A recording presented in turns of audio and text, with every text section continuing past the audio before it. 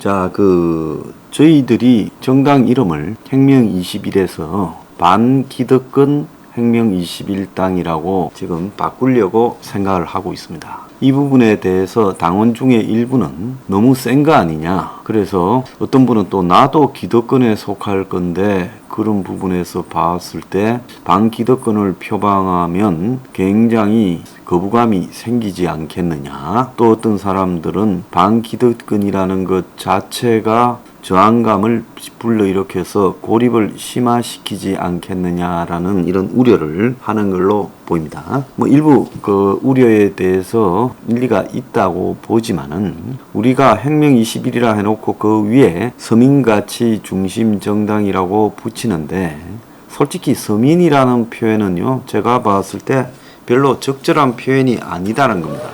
왜냐하면 이 서민이라고 하면 이 humble people, 그러니까 크게 좋은 의미가 아닌 거죠. 그래서 사회과학적 용어로 서민이란 말은 옳지 않다, 저는 그렇게 보고요.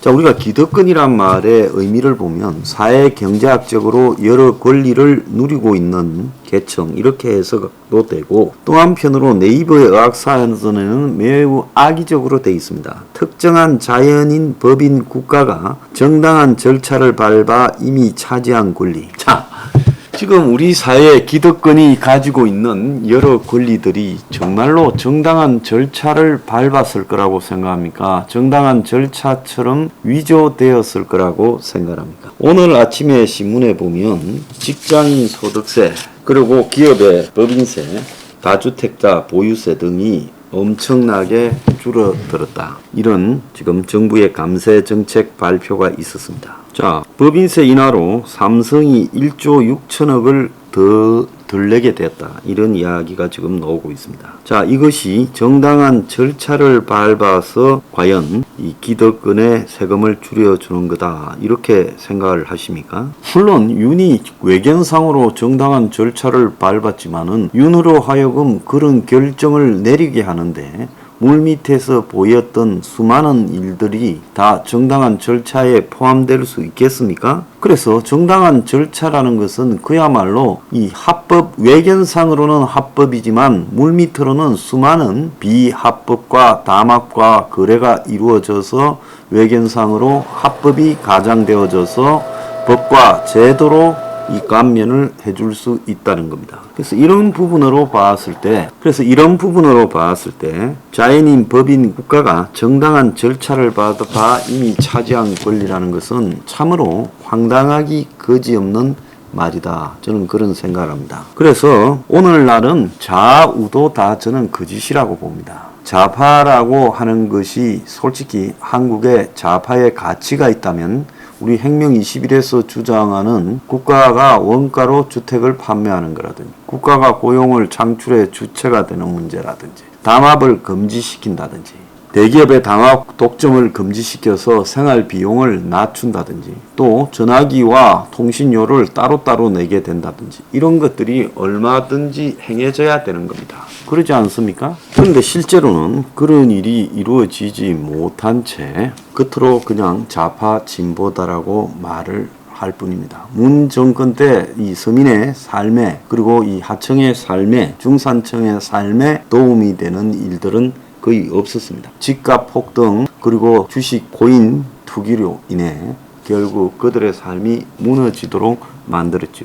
그렇다고 우파가요, 그야말로 공동체를 안정적으로 유지시켜 가는데 힘을 쏟느냐? 아니에요. 기득권을 위해서 어떻게 하면 하나 더 도와줄까 고민을 하죠. 그러니까 한국의 좌우파라고 하고 그것이 이념처럼 연결돼 있고, 외견상으로 또 지역으로 영호남으로 연결되어 있는 건 다 거짓이라고 제가 말을 드리겠습니다. 그래서 그 좌파 운동권 건달들이 정당한 경쟁 절차를 거치지 않고 지금 정권을 항상 차지하거나 차지하려고 시도하는 것, 그리고 끊임없이 수십 년간 기득층을 위해서 봉사해온 정당이 안보정당, 그리고 영남정당, 그리고 마치 대중정당인 것처럼 비춰지는 것도 잘못이라고 저는 생각을 합니다. 그래서 이 좌우, 영호남, 이 구도를 깨야 된다. 정치에, 한국 정치에는 존재하는 것이 기득권 대 반기득권, 이 두 가지밖에 없다라고 생각합니다. 자, 여러분, 일례로 대학을 여러분 자녀들이 가는데 대학 제도가 저희들이 다닐 때는 없는 집의 자식도 공부를 쉽게 잘할 수 있었습니다. 그렇기 때문에 서울대학도 들어가고 할 수 있었어요. 저희들 때는. 지금 그럴 수 있습니까? 그때보다는 100배쯤 어려워졌어요. 없는 집의 자식이 대학을 안 나오고도 고시를 붙을 수 있었습니다. 노무현도 그랬고 주변에 고졸, 고시생, 고시 합격생이 한둘이 아닙니다. 이제 사시라는 것 자체가 없어지고 결국은 로스쿨에 가야 되도록 만들었고 지금 의대를 나와야 의대생이 되도록 돼 있었는데 의대를 나오지 않고 의학전문대학은 공공의대 또 의대 편입 등을 통해서 수많은 고위층의 자식들이 의사가 됩니다. 이게 정당하다고 보십니까? 그래서 결국은요. 신분 세습을 위한 교육에 있어서도 수많은 편법들이 행해졌고 대학을 들어가는 방법이 3,000여 가지가 넘는 속에서 인위적으로 만들어진 스펙, 컨설팅 등이 대학을 들어가도록 조작하고 있다는 겁니다. 자, 이 문제에 보더라도 기득권이 얼마나 그들의 신분 세습을 위한 것까지 촘촘하게 해놨냐. 사교육을 빼고도 말입니다. 자, 그뿐 아니죠. 여러분이 솔직히 죽는다 하더라도 삼성병원이나 아산병원, 세브란스 병원의 영안실에서 죽어야 사회적으로 가치가 있는데 거기 들어갈래도 기득권에 백 좀 써야 들어가지 거기 들어가기 쉽지 않습니다. 죽었어요. 자식 결혼시키려면요. 그러지 않습니까? 1년 전부터 예약하기가 쉽지 않습니다. 좋은 결혼식장요. 그래서 기득권들이 결혼하는 데는 따로 있죠. 기득권이 죽는 데도 따로 있고요. 기득권이 태어나는 데도 따로 있습니다. 기득권이 가는 유치원이 따로 있고 기득권이 가는 초등학교가 따로 있습니다. 기득권이 가는 고등학교도 따로 있어요. 그러지 않습니까? 내 말 틀렸습니까? 자, 그것뿐만 아닙니다. 여러분이 지금 평생 지불하는 각종 이 상품 구매 대가도요. 그 가격을 누가 정합니까? 기득권들이 담합에 의해서 차 가격도 통신료 가격도 기름 가격도 보험료도 TV 가격도 세탁기도 청소기도 다 정합니다. 그러지 않습니까? 이제 택시 값까지 정해요. 기득권들이 모빌리티라고 해가지고 맞잖아요. 지금 뭐 카카오 블랙인가 예약했다가 취소했는데 5만 원 그대로 결제됐다지 않습니까? 하소연할 방법이 없다고 기사가 보도됐잖아요. 택시 가격까지도 정해요. 자기들이요. 택시 가격만 정합니까? 집값도 자기들이 정하지요. 그러지 않습니까? 기득권들이 집값을 정하잖아요. 부동산을 일제히 올렸어요. 그러면서 주기적으로 빼먹지 않습니까? 지금 한국에 보면 90년대 초에 한 빼먹었죠. 그러다가 2000년대 노무현 때 또 초반에 빼먹었죠. 또 노무현 후반에 빼먹었죠. 또 그리고 문재인 때 또 5년 내내 빼먹었죠.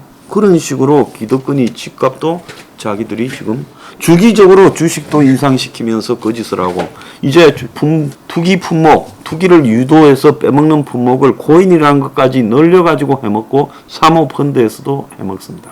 그래서 모든 법과 제도가 기득권 위주로 만들어져 있어요. 여러분이 살고 있는 아파트예요. 거기에 뭐 아파트 보수 공사를 한다. 아파트와 관련되어서 크게 돈이 들어가는 입찰이 있다. 이런 것도 다 저그들끼리 다 해먹지 않습니까? 아파트 안에서조차도요. 그러니까 우리 사회에 심지어 사는 아파트에도 거기에 상층에 있는 입주자 뭐 대표회의 이런 데서 다 정해서 몇 사람이 방향을 정하고 끌고 갑니다.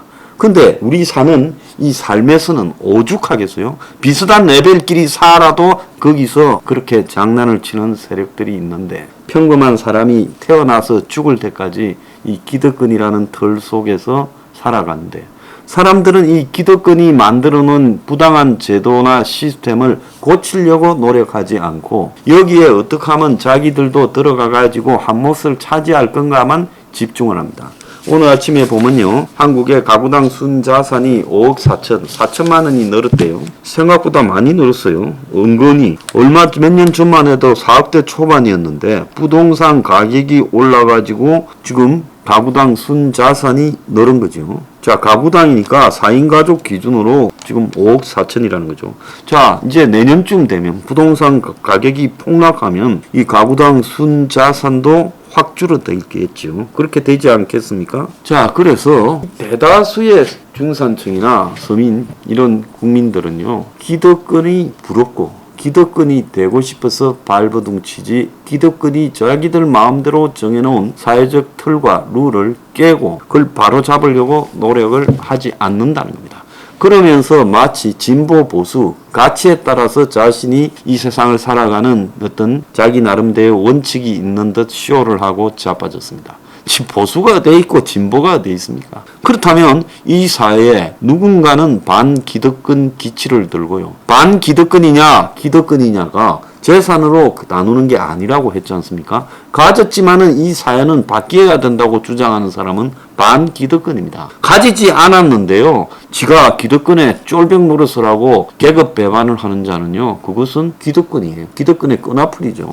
그러니까 이제 이러든 저러든 황장수나 행명21이 가는 길은 미래경영연구소가 가는 길은 방해를 받습니다. 저희들이 뭐 점잖게 가고 온화한 표현을 쓴다고 지난 대선에 안 봤어요? 사랑해서 가해지던 이 압력들을요. 자, 앞으로는 안 그럴 거라고 보십니까? 앞으로는 더 심하겠죠. 그렇다면 우리가 무슨 뭐 온화한 방법으로 통일전선 전술 쓰듯이 가봤자 우리를 그야말로 두들겨 잡으려고 하는 것은 똑같다라는 겁니다. 그렇기 때문에 아예 선명한 기치를 들고 강하게, 더 강하게 기치를 들고 이 세상을 흔들어야 된다. 아니 나중에 우리가 성공할지 실패할지 모르지만은 해볼 수 있는 카드는 다 해보고 원도 한도 없이 인간으로서 할 수 있는 모든 노력을 다 했다. 이렇게 돼야 죽을 때 그래도 눈이라도 감지 않겠습니까? 우리 당의 사실상 지도부의 대부분은 다 기득권의 영역에 가깝습니다. 그렇지만은요, 이런 사람들이 반기득권 정당을 만들어서 싸우겠다라고 하는 이 부분에, 자, 여러분 한번 보십시오. 과연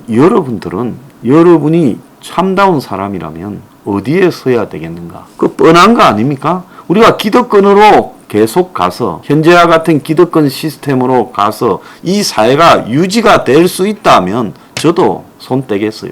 근데 유지가 되지 않고 그야말로 사회의 거대한 균열과 그리고 폭동과 더 나아가서 무장혁명과 그리고 친북 세력이 판을 치게 될 때 그들이 가진 걸 유지할 수 있겠습니까? 기득권들이요. 자, 그래서 저희들은 내후년 총선에 반기득권 혁명 21당이라고 정확하게 선명한 기치를 걸고 싸우겠습니다. 비겁하게 돌아가거나 우회할 필요가 없고요. 서포 15조를 보강해서 더욱 강경하고 선명한 기치를 내걸고 싸우겠다는 거예요. 시대가 우리 편이라면 기회가 있을 거라고 보고 있습니다.